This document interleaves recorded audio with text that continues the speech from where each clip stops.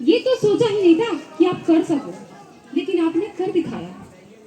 ठीक उसी तरीके से उस समाज में हमारे बाबा साहब को ना तो शिक्षा का अधिकार दिया जा रहा था, उनको शिक्षा से पीछे करने के लिए पूरी कोशिश की गई थी। उन्हें पानी पीने से भी वंचित किया जाता था, लेकिन उन्हें क्या समझा जाता था? अनटचेबल व्यक्ति समझा जाता था, जिन्हें हम छू नहीं सकते। छुआछूत का भेदभाव था। और उस व्यक्ति ने ऐसे अनटच्ड कार्य कर दिए, यानी कि उसने ऐसे कार्य को कर दिया जिस कार्य को आज कोई भी नहीं कर सकता। उनके कार्य इतनी बड़ी ऊंचाइयों तक पहुंच चुके हैं जिस ऊंचाइयों के स्तर पर किसी को भी पहुंच पाना नामुमकिन है। ऐसा क्यों है? क्योंकि उनके पास ज्ञान, बुद्धि और शिक्षा था। और जिसके पास ज्ञान, बुद्धि और शिक्षा होती है, उसके लिए कोई भी कार्य इम्पॉसिबल यानी कि मुश्किल नहीं होता है। कहते हैं कि न जाने कितने जुल्म सहे होंगे, न जाने कितने जुल्म सहे होंगे, फिर भी चुप रहे होंगे। न जाने कितने जुल्म सहे होंगे, फिर भी चुप रहे होंगे। किसी इंसान की बस की बात नहीं ये, निश्चित ही वो देवता रहे होंगे, निश्चित ही वो देवता रहे होंगे।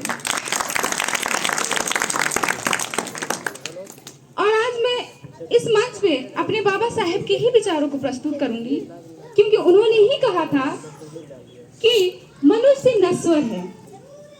मनुष्य नश्वर है, ठीक उसी तरीके से विचार भी नश्वर है।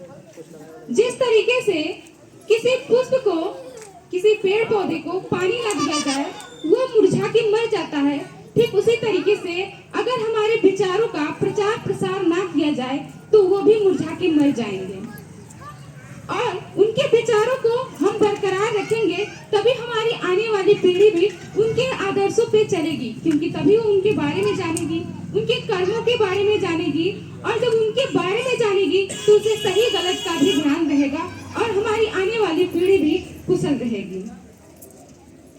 जैसा कि कहा जाता है कि बाबा साहब ने कहा था कि न जाने कितने महात्मा आए और चले गए, लेकिन अछूत अछूत ही बने रहे।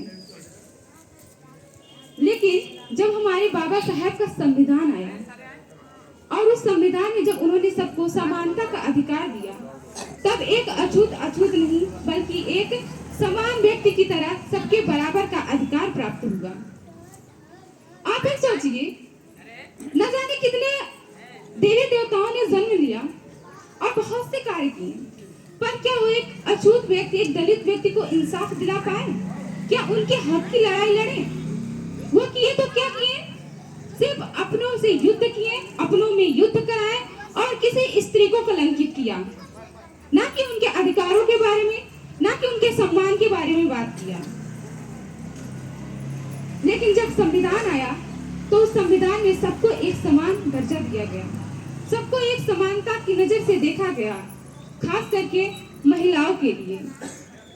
दलितों के लिए तो लड़ना था, हम समाज से लड़ सकते थे, छुआछूत भेदभाव था, इससे हम लोग लड़ सकते थे।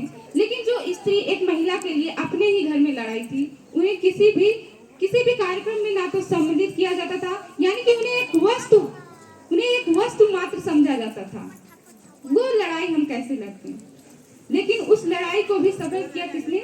हमारे बाबा साहब ने। किसी भी धर्म जाति की ये बात, किसी एक धर्म जाति की बात नहीं है। हर एक धर्म में, हर एक जातियों में ये था कि स्त्री को बराबर का दर्जा नहीं दिया जाता था। कोई भी मस्जिद आज तक किसी भी महिला को मौलाना नहीं बनाया, कोई भी मंदिर किसी भी महिला को मुख्य पुजारी नहीं बनाया, और ना ही किसी चर्च ने किसी महिला को पादरी बनाया है।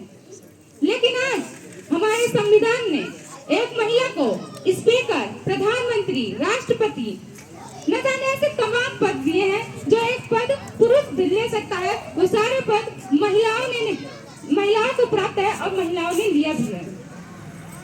तो हम ये सब कैसे भूल सकते हैं?